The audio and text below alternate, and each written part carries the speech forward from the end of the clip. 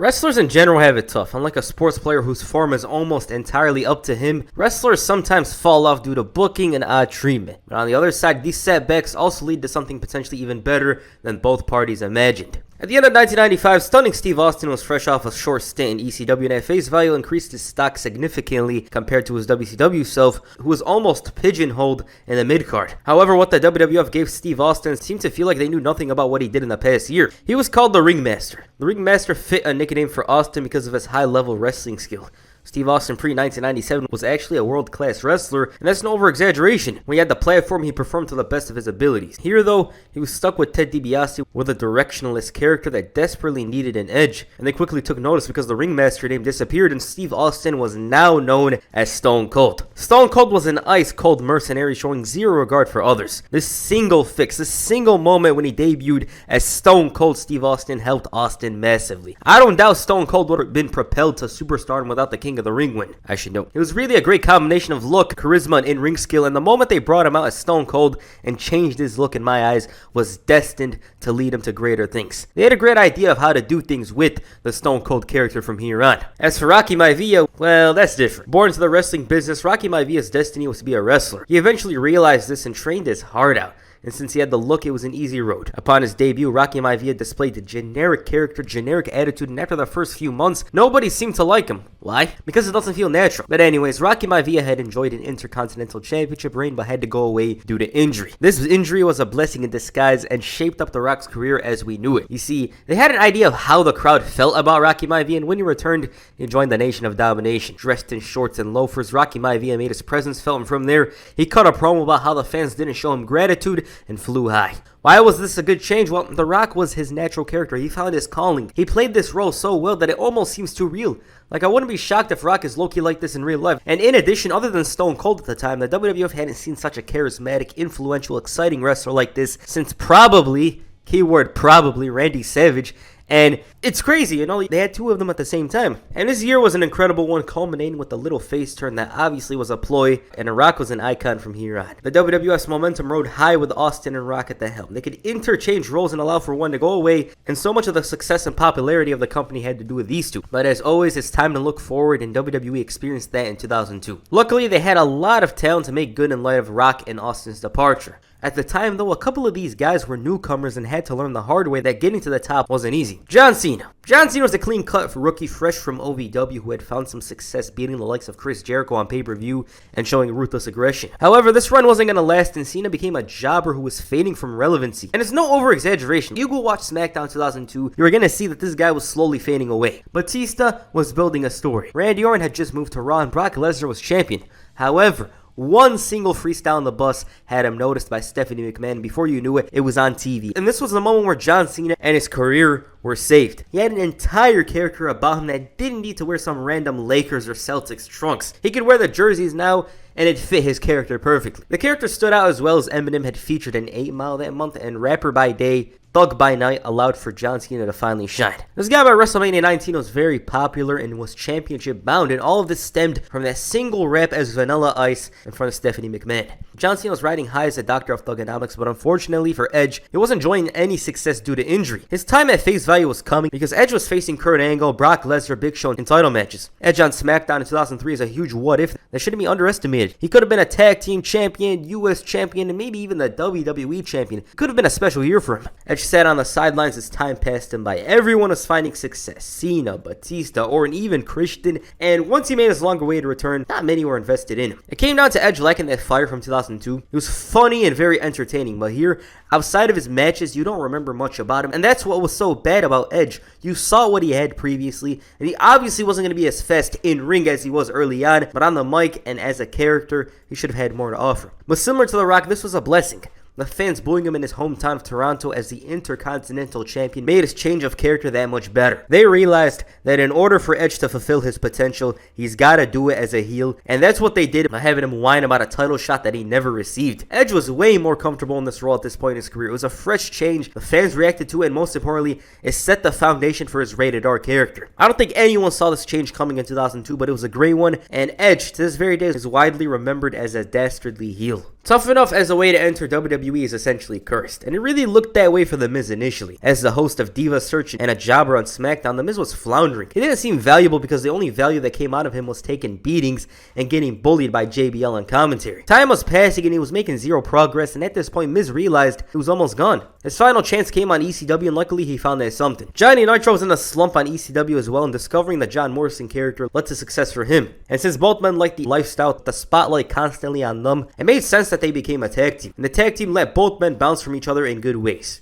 Miz and Morrison was a great partnership for both men. Maybe it benefited The Miz a bit more than Morrison, but no doubt it made both men better performance, and it saved The Miz's career. The momentum he got from the partnership led to him being his own guy and becoming the United States champion. Establishing yourself as a star is already hard enough in wrestling, but having to reinvent yourself and actually succeeding is a different story. Stone Cold's heel turn in 2001 was somewhat successful. I'm gonna get to the reason why before you press me in the comments. But fans were clamoring for the Austin that flipped off heels and faces, dropped McMahon, and drank beer. And when I say successful, it's speaking in current day, it's speaking in hindsight, because the turn at the time was a huge failure and drove a lot of people away from watching the show. So technically, from one perspective, it wasn't good. The reason why I'm talking about this here is because the next person I want to talk about is Chris Jericho. Y2J had enjoyed success as the very egotistical talker that wouldn't shut up. He was electric and exciting. However, he only had one world title reign to show for, with the other two being runs nobody talks about. And had he remained in WWE, I doubt much would have changed.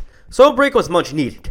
Upon his return, he's hot. Momentum's by his side, but within 2 months, that push disappeared like JBL recently. So it didn't matter what he accomplished, it's about what he was doing now, and he was going to be around. But it wasn't going to be better than previously unless something changed. And that was absolutely necessary, especially if Jericho wanted to surpass his previous run. So he turned heel in the most dastardly manner. He threw HBK through a TV, or the Jeritron 5000, and this unlocked the cold Chris Jericho, a man that denounced anything that had to do with fun and would never show much emotion. This change elevated Chris Jericho's career and also showed his versatility. He could have coasted with a Y2J character. Maybe if he's lucky, wins a world title later on. Keyword lucky, because at the time the roster was stacked. You guys know those Twitter posts with WWE 2008 every week. Oh, the roster stacked. He wasn't going to have a big chance. But he refused to waste his time and changed his character entirely to something different. It's hard to succeed with one character, let alone two. Chris Jericho, though, as the suit-wearing villain, was a complete change. He was never like this before. Like before this, I don't think we've ever seen Chris Jericho wear a suit. And he was rewarded with it. 3 world titles, 2008 Superstar of the Year, and in my eyes, the best wrestler in 2009, and added to his already impressive legacy. So it was a great change. It's something a bunch of wrestlers wouldn't dare do because of the risks involved. You know, like he could fail and end up going back to Y2J titleless. Out of all these guys, I'd say Batista without the heel turn would have the smallest damage to his career. And the whole point of this video is basically just talking about how a single change helped somebody's career. In Batista's case, you can't say that it didn't. He was fresh off 2 different injuries and lost his place on the totem pole. And 2009 in general had a lot of competition. It would have been a bit tough for Batista to rebound and win a title easily. Once again, his career was not stagnant. Do not think I'm pushing the narrative. He was a main eventer. He was a pure main eventer. He wasn't no mid-carder, nothing like that. This guy is a main eventer. It's just that he suffered 2 consecutive injuries and missed a total of 6 months in 2009. So he had to stand out upon his return. It wasn't really going well until that moment where he decked Rey Mysterio and destroyed him. Poor Rey. Anytime someone wants to make a statement, he's standing next to him, ends up waking up in the hospital bed or something. Batista's change of character allowed him to stand out on SmackDown because the only other heels they had were Chris Jericho and CM Punk, who was on the down low. It allowed him to sear in and take that #1 spot easily. Batista shined as a delusional crybaby who believed people had it out for him with a spotlight on himself. It was fresh and showed a different side to him. He was already a monster heel, but this time around, he felt somewhat insecure at times and was just annoying. In a good way, I should know. Especially after he lost the title. Batista gave everyone a great run and left as a joke, which somewhat benefited the character he was playing. It was great. The Usos heading into 2014 were as popular as ever. In an era where WWE gives random teams titles just for being paired with each other, the duo didn't have a single run to their name despite being around for nearly 4 years. Their breakout performances opened the doors for a title reign and they were rewarded. The problem was the Usos didn't evolve as characters. Even when they were associated with Roman Reigns, nothing was different about them, and it got to the point where I personally skipped their matches. Why? It was going to be more of the same, and same for me works in different ways, but in the Usos' case, I didn't really care much about them. And this was around the time when the fans started booing them, so a change was needed. The tag teams at the time were standing out more for being fresh and new, whereas the Usos weren't notable. And then they turned heel and turned into a cold and calculated tag team that would systematically destroy their opponents. But the biggest change was their look and character. They stopped wearing the face paint, jeans, sneakers, and once the characters were set in, everyone loved them. I remember they were the most fresh and raw characters out there. The way they spoke and held the mic was different, the hoodies and hats were cool, and the charisma was ridiculous. It also opened another direction for a potential face turn in the future where, if they're good guys, they'll be loved and cheered even more than they were in the past. The heel turn saved their careers, no doubt, and elevated them to greater heights because the talent is there. It's just about how it's handled.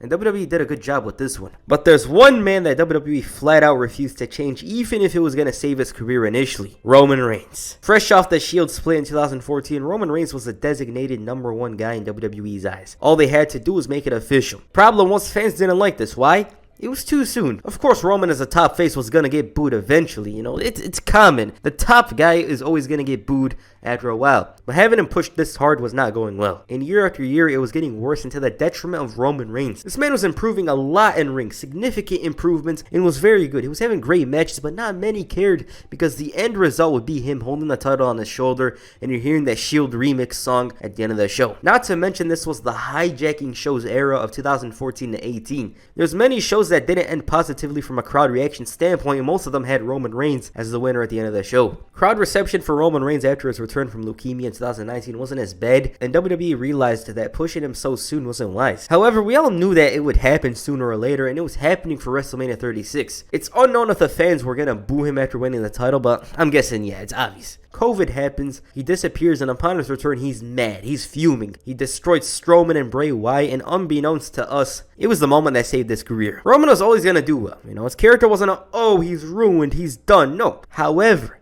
this moment, the moment where he came out all angry, looking like he was owed something, took his career to another level. Roman as a heel was meant to happen a long time ago, but it's better late than never. And as you can see now, he's the top guy. He's the top box office draw of WWE, the guy that brings in the ratings, the money, all of that. And it's all because of the single moment where all they had to do was turn him heel.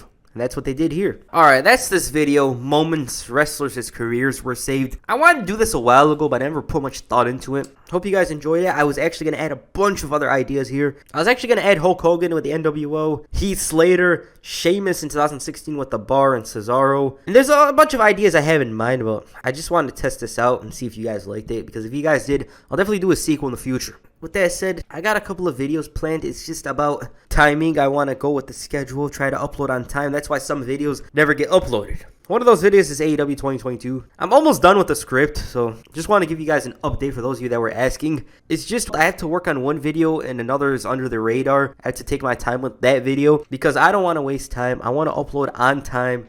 You know, I'm trying to be consistent and I don't want to make a video to the detriment of the schedule, so I just hope you guys understand, so yeah. Alright, what did you guys think of this video? Please comment down below, and that's the first video. Make sure you hit the rock bottom on the like button, and perhaps the spear on the subscribe button. Peace, I'm out.